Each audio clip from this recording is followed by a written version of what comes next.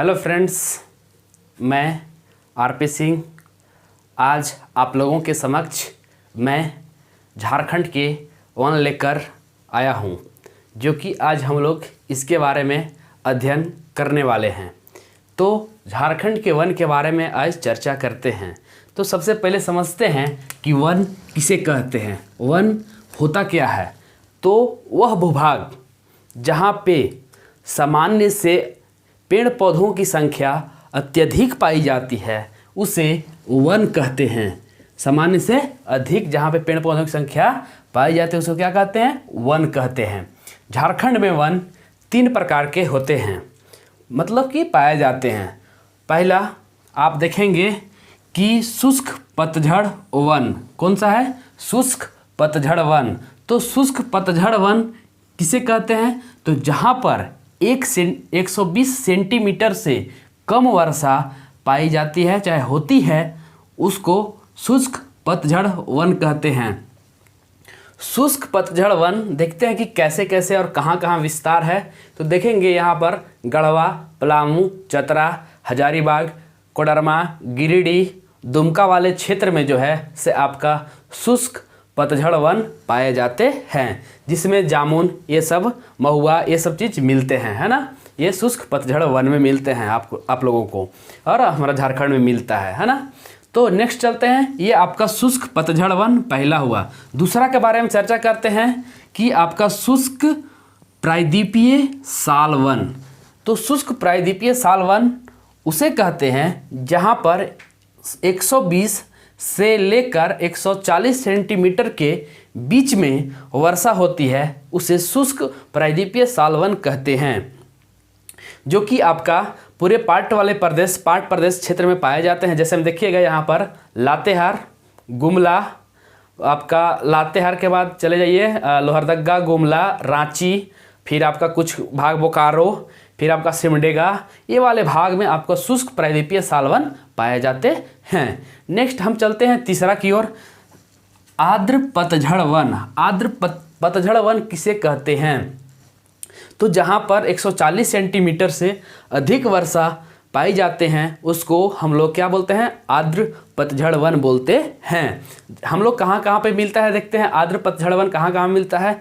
तो ऊपर देखते हैं राजमहल की पहाड़ी से लेकर के आपका नीचे पूरा पूर्वी सिंहभूम, पश्चिमी सिंहभूम, रांची, रामगढ़, धनबाद, बोकारो का कुछ भाग, साहेबगंज, गोड्डा, ये सब वाले भाग में क्या मिलते हैं, आर्द्र पतझड़ वन मिलते हैं। जिसमें आप देखेंगे कि सरांडा, पुरहाट और दालमा और कोल्हान की पहाड़ी में जो है से घनाघोर वन मिलते हैं और लंबे लंबे यहाँ पर वृक्ष मिलते हैं।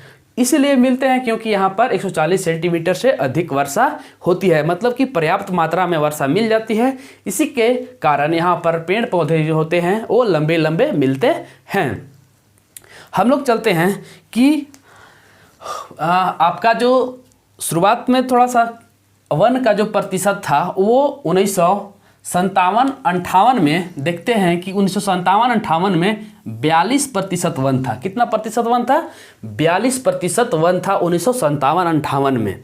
लेकिन उसके बाद देखेंगे कि 1957-58 के बाद जब हम लोग अभी के जो समय है 2019-20 के जो काल में अभी हम लोग देखते हैं कि वन कितना प्रतिशत है, तो आपका देखेंगे झारखंड के कुल क्षेत्रफल का कितना है, 29.55% पर वन पाया जाता है।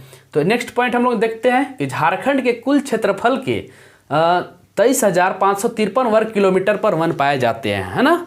तो ये हम लोग देखे 3 पॉइंट देखे। नेक्स्ट पॉइंट देखते हैं हम लोग कि झारखंड में भारत के कुल वन क्षेत्र का 3.30% आपका वन पाया जाता है। मतलब कि भारत के कुल भूभाग का कितना योगदान है झारखंड का जंगल का, वो 3.30% योगदान है। झारखंड में देखते हैं कि प्रति व्यक्ति पेड़ों की आच्छादन जो है जो 0.08 हेक्टेयर है। उसके बाद चलते हैं झारखंड में सर्वाधिक वन क्षेत्र वाला जिला कौन है? तो पश्चिम सिंहभूम है। कितना है? तो 3366 वर्ग किलोमीटर। कितना है? 3366 वर्ग किलोमीटर पर क्या है आपका वन पाया जाता है ना। उसके बाद देखते हैं न्यूनतम वन क्षेत्र वाला जिला कौन है, तो आपका जामताड़ा है। जामताड़ा में कितना है, तो 97 वर्ग किलोमीटर, सॉरी हाँ ठीक है, इतना पे आपका क्या मिलते हैं, सबसे कम जिला वाला में कौन है, तो जामताड़ा है। नेक्स्ट चलते हैं, सर्वाधिक 1% वाला जिला कौन है, तो लातेहारा है, जो कि 56.02% पाए जाते हैं। नेक्स्ट न्यूनतम 1% वाला जिला कौन है, जामताड़ा, जो कि 5.36% आपका मिलता है ना।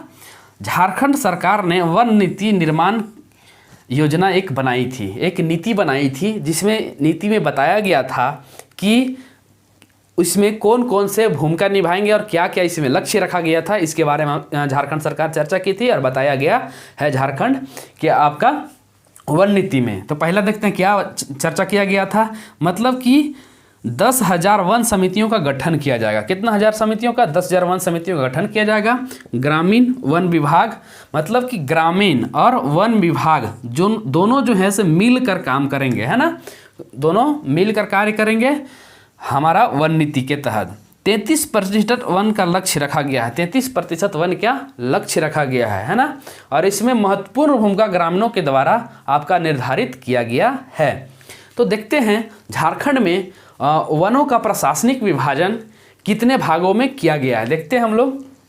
नेक्स्ट इसी का है, तो झारखंड में प्रशासनिक विभाजन जो है, वनों का प्रशासनिक विभाजन 3 हुआ है। पहला कौन हुआ है, तो देखते हैं आरक्षित वन। कौन हुआ है, आरक्षित वन, दूसरा सुरक्षित वन और तीसरा अवर्गीकृत वन हुआ है। ये 3 वन है, ठीक है। तो आरक्षित वन किसे कहते हैं, तो जहाँ पर वह वन जहाँ पर लकड़ी काटने और पशु चराने की सरकार के द्वारा कोई प्रतिबंध नहीं लगाया गया हो, उसे हम लोग आरक्षित वन के रूप में जानते हैं। आरक्षित वन का कुल वन क्षेत्र का मतलब झारखंड में 81.28% पर वन पाया जाता है। आरक्षित वन कितना पाया जाता है, तो 81.28%, जो कि आरक्षित वन जो है सबसे ज़्यादा हजारीबाग में मिलता है ना, और पाया जाता है बोल सकते हैं। तो उसके बाद चलते हैं हम लोग सुरक्षित वन के बारे में कि सुरक्षित वन किसे कहते हैं, तो जहाँ पर ना पशु चराने की सुविधा हो और न ही लकड़ी काटने की सुविधा हो, मतलब कि सरकार द्वारा प्रतिबंध कर दिया गया है, वहाँ पर न लकड़ी काट सकते हैं न पशु चरा सकते हैं, इसी को क्या बोलते हैं, तो सुरक्षित वन कहते हैं। जो कि झारखंड के वन क्षेत्रफल का मात्र 18.58% पर सुरक्षित वन का विस्तार है, जो कि पुरहाट और कोल्हान क्षेत्र में, कहाँ पर, पुरहाट और कोल्हान क्षेत्र में सुरक्षित वन पाए जाते हैं, जो कि आप लोग देखें सुरक्षित वन। उसके बाद चलते हैं हम लोग अवर्गीकृत वन, मतलब यहाँ पर तो पशु और अवर्गीकृत वन किसे बोलते हैं, मतलब कि जो बचा आरक्षित वन और सुरक्षित वन के अलावा जो बचता है उसको क्या कहते हैं, अवर्गीकृत वन। तो अवर्गीकृत वन किसे कहते हैं, तो जहाँ पर पशु चराने की तो सुविधा है, पशु चराने की सुविधा है और लकड़ी काटने की भी सुविधा है, लेकिन आपका सरकार को आपको शुल्क के रूप में अदा करना पड़ता है, उसको क्या बोलते हैं, अवर्गीकृत वन कहते हैं। जो कि अवर्गीकृत वन आपका झारखंड में मात्र 0.14% है। कितना है, 0.14% है, जो कि आपका साहेबगंज में आपका है ना, ये आपका साहेबगंज में है। तो अभी तक अगर आप ये हम लोग क्या देखें, पूरा झारखंड के वन क्षेत्र के बारे में देखें, जो कि अगर आप लोग कहीं पर भी परेशानी होगा तो आप लोग कमेंट बॉक्स में लिखकर बोल सकते हैं कि सर यहाँ पे समझ में नहीं आया। धन्यवाद।